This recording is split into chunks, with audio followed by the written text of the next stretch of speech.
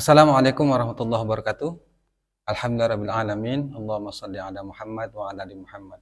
Apa kabar teman-teman semuanya? Bertemu lagi dengan saya di channel Mahkota Hati. Baik teman-teman semuanya. Punya masalah itu adalah nikmat. Punya masalah itu adalah anugerah. Karena memang di dunia ini itu tidak ada orang yang tidak punya masalah. Semuanya pasti punya masalah. Allah sengaja berikan kita masalah itu bukan karena Allah itu benci, bukan karena Allah itu tidak sayang kepada kita.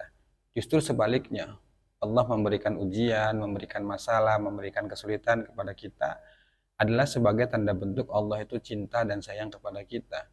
Sehingga dengan masalah yang ada pada kita itu, Allah ingin melihat apakah kita tetap bertahan, apakah kita sabar, apakah kita tetap baik sangka.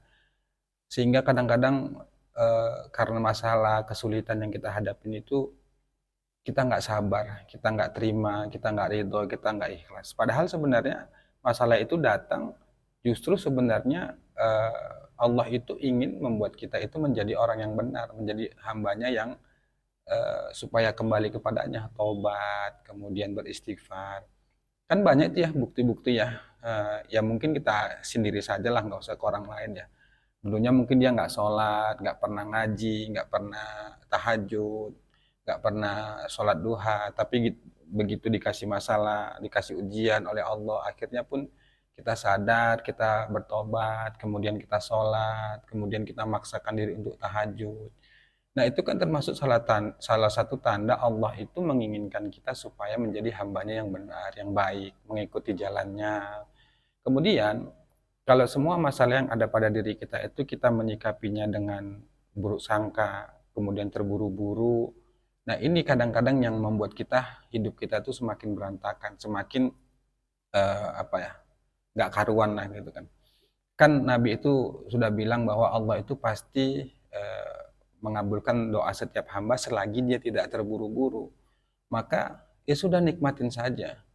Terkait masalah hutang, selalu saya katakan sudahlah, kalau kita terus-terusan selalu memikirkan hutang kita, maka kita akan stres sendiri, kita akan suntuk sendiri, kita akan capek sendiri. Kenapa? Karena ya namanya hutang ya memang harus kita bayar, tapi kita kalau terlalu memaksakan kita terus berpikirnya hutang, hutang, hutang, maka kita akan buntu, kita akan kebingungan, kita akan ya akan stres lah gitu bahasanya. Makanya selalu saya katakan ya pada teman-teman semuanya, ya yakini saja bahwa saat ini memang kita punya hutang, kita sedang sulit. Tapi kalau kita terus-terus berpikir hutang, tidak segera kembali ke Allah, ya bagaimana? Ya sudahlah, saat memang teman-teman tuh lagi terpuruk, lagi susah memikirkan utang, cari uang dari mana, harus bayar sana, bayar sini. Lagi-lagi saya katakan kita nggak bakal mampu. Ya sudah deh, daripada terus-terusan memikirkan hutang itu, lebih baguslah Anda gunakan waktu itu untuk ya bersolawat, berzikir kepada Allah, kemudian beristighfar. Karena semakin pun kita berusaha ya, berusaha mengandalkan kemampuan kita, pikiran kita, maka itu jalan makin ditutup gitu. Selalu saya katakan juga bahwa Allah itu kan sengaja ya menutup jalan-jalan itu, bukan berarti Allah tidak memberikan jalan keluar, tapi Allah itu memang pinginnya kita itu supaya minta kepadanya. Ya sudah, pasti Allah tanggung jawab kok. Ya mau tidak mau kita harus menerima segala resiko yang ada, segala segala apapun itu gitu. Kalau Anda terus-terusan mencari cara dengan gali lubang tutup lubang, oke lah kita katakan bulan ini Anda bisa gitu. Tapi bagaimana bulan depan dan selanjutnya dan selanjutnya? Ya kalaupun kita bisa berusaha, berikhtiar mencari pinjaman lain, tapi usahakanlah yang jangan ada bunganya. Itu juga boleh. Saya juga memaklumi itu. Kadang-kadang kita kan takut, nggak tahan ya. Apalagi ketika kita menghadapin orang yang menagih nanti kan kadang-kadang kita takut. Karena saya juga dulu gitu kok. Ya nggak apa-apa, silakan saja cari. Tapi usahakanlah jangan ada bunganya. Tapi di samping itu, kencengkan juga riyadhahnya, ditingkatin terus ibadahnya, meminta kepada Allah itu diterusin gitu loh. Kadang-kadang masih ada juga yang WA ke saya itu, Pak gimana saya bisa bayar utang, saya nggak kerja, saya ibu rumah tangga, kalau saya sholat, saya bersolawat, saya beristighfar, nanti gimana kalau yang lagi datang kan harus pakai uang. Iya, saya paham. Tapi untuk saat ini, apa yang bisa kita lakukan? Misal Anda ibu rumah tangga, ya misalnya besok harus bayar utang, Anda nggak punya uang. Terus Anda sudah berusaha ke sana kemari cari nggak ada. Terus Anda apa yang harus Anda lakukan? Apa yang harus kita lakukan? Ya, maksud saya itu ya sudah, ikhtiar itu kan ada dua ya, ikhtiar dunia, ikhtiar langit gitu ya. Anda silakan juga ikhtiar dunia, cari sana, cari sini, berusaha gitu ya. Namanya kita juga diperintahkan berusaha. Tapi ketika sudah tidak ada menemukan jalan keluar, jalan satu-satunya balik ke Allah. Makanya eh, banyak orang-orang yang dia berhasil keluar dari jeratan hutang ya. Bukan hanya utang, masalah serumit apapun tuh. Banyak mereka itu yang melakukan ikhtiar langit loh, bukan ikhtiar dunia gitu. Makanya bagi ibu rumah tangga yang nggak kerja, apalagi katanya suaminya itu nggak peduli karena kita punya utang, udah fokusin saja riyadhahnya, fokuskan saja sholawatnya, jangan pikirkan hasilnya bagaimana nanti. Ya sudahlah, nggak ada cara lain kecuali kita harus menghadapin semuanya itu, gitu. Dicaci, dimaki, dihina, terus mau gimana lagi kalau kita nggak ke Allah gitu. Sholat, kita bersolawat, kemudian kita puasa, kemudian kita sholat duha, tahajud itu juga merupakan bagian usaha. Justru usaha yang begitu itu yang menurut saya itu benar-benar luar biasa, benar-benar powerful dibandingkan usaha dunia ya. Bukan berarti saya nyalakan ikhtiar dunia, tidak. Tetap saya sarankan dua-duanya gunakan. Ikhtiar dunia kerjakan semampu kita, kemudian semaksimal mungkin kita berusaha cari cari solusi ya nggak apa-apa, tapi lebih tinggilah untuk ke Allahnya, karena dia yang ngatur dunia ini bukan kita nggak bisa memaksa Allah.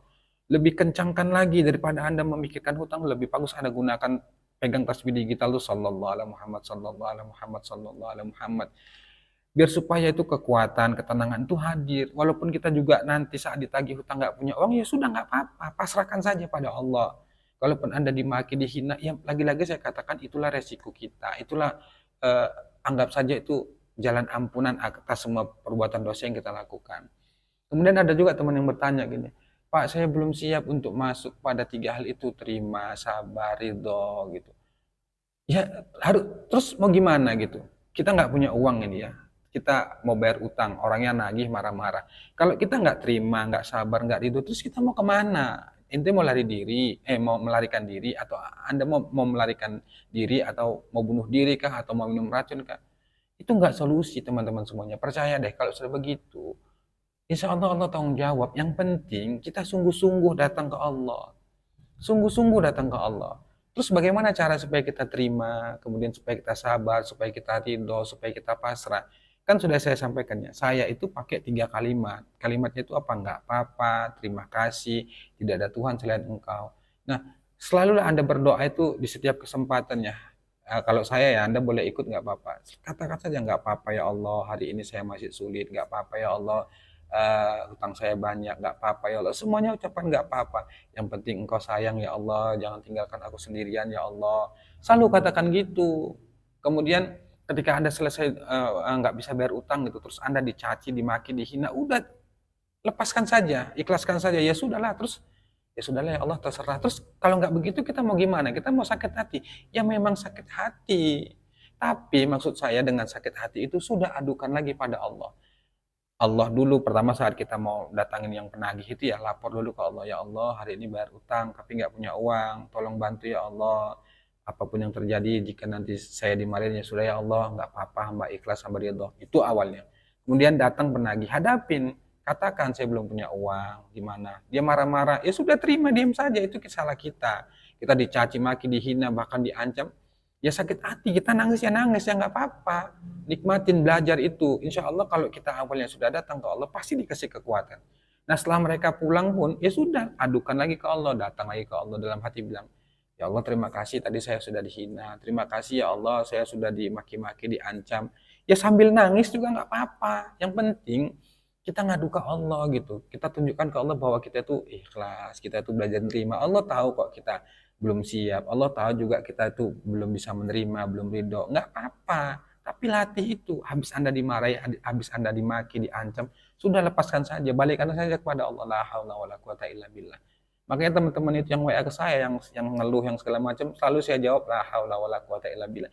Karena juga saya nggak ngerti harus bilang apa, dan kita juga sebagai manusia kan nggak ngerti ya, kita lemah gitu. Ya sudah, balikkan ke Allah, terima kasih ya Allah tadi saya sudah dihina, Kemudian habis itu doa, tidak ada Tuhan selain Engkau ya Allah yang bisa menolongku, tidak ada Tuhan selain Engkau ya Allah yang bisa menguatkan aku. Terus gitu sampaikan. Itu teman-teman semuanya. Jadi kalau utang terus dipikirin, itu nggak selesai. Maka bergeraklah, cari solusi, datang ke Allah. Silakan cari ikhtiar dunia, lakukan sebisa mungkin, sekuat mungkin, semaksimal mungkin. Tapi ibadahnya dikencangkan. Solawatnya, lagi-lagi saya bilang daripada Anda mikirin utang, Anda pusing itu nggak bisa menemukan jalan keluar, Anda solawat saja. Sallallahu alaihi Muhammad, sallallahu alaihi Muhammad, sallallahu alaihi Muhammad, atau istighfar astagfirullah. Mana yang nyamannya? Itu. Insya Allah kalaupun Anda belum dapat jalan keluar, tapi ketenangan akan diberikan oleh Allah. Kekuatan itu akan diberikan oleh Allah Subhanahu wa taala. Percaya sama saya, insya Allah Allah akan menolong. Cuma sabar. Pasrahkan saja sepenuhnya pada Allah. Yang penting sudah Anda bersolawat, Anda beristighfar, Anda melakukan tahajud, itu juga bagian ikhtiar. Bukan kita sujud saja, enggak teman-teman, itu juga bagian ikhtiar. Makanya saya katakan justru lebih kencangkan ikhtiar langitnya dibanding ikhtiar dunia. Bukan berarti nggak ikhtiar dunia, tetap lakukan bekerja sebisa mungkin. Kalau kita nggak dapat ikhtiar dunianya, terus kita mau kemana? Apa yang harus kita buat? Ya kan harus ke Allah juga gitu. Makanya kuatin dua-duanya, ikhtiar dunia ya sebisa mungkin. Kalaupun kita ikhtiar mau pinjam duit misalnya kepada teman, kepada sahabat, ya nggak apa-apa, tapi usahakan jangan yang berbunga. Itu teman-teman semuanya kuncinya. Jangan terlalu pikirkan. Terapinya itu tadi. Supaya kita terima, sabar itu, kalimatnya itu nggak apa-apa ya Allah, terima kasih ya Allah, tidak ada Tuhan selain Engkau ya Allah. Coba deh. Insya Allah walaupun jalan keluar belum kita dapatkan, tapi kekuatan, ketenangan itu akan diberikan oleh Allah Subhanahu wa taala. Meski Anda dihina, meski Anda dicaci, kemudian setelah dicaci, dihina, sudah jangan diingat-ingat lagi. Lepaskan saja, balikkan saja pada Allah. Mudah-mudahan dengan itu semua Allah mengampuni semua dosa-dosa kita. Itu teman-teman semuanya. Nggak ada cara lain. Berapa banyak tuh teman-teman yang WA itu ngeluh ke saya, Pak Ustadz besok saya harus bayar tapi nggak ada uang. Saya selalu jawab tuh, sering-sering saya jawab tuh, la haula wala quwata illa billah. Karena kita juga nggak bisa berbuat apa-apa. Terus saya mau bilang apa ke teman-teman ya Pak? Nggak ada gitu kan. Oleh karena itu teman-teman semuanya, coba deh pelan-pelan. Yang penting kencangkan riyadhahnya, kencangkan ibadahnya. Insya Allah Allah pasti menolong kita. Oke, mudah-mudahan itu ini bermanfaat ya. Buat teman-teman yang lagi berjuang, teruskan semangat, jangan berhenti, yakin bahwa Allah pasti menolong kita. Insya Allah. Assalamualaikum warahmatullahi wabarakatuh.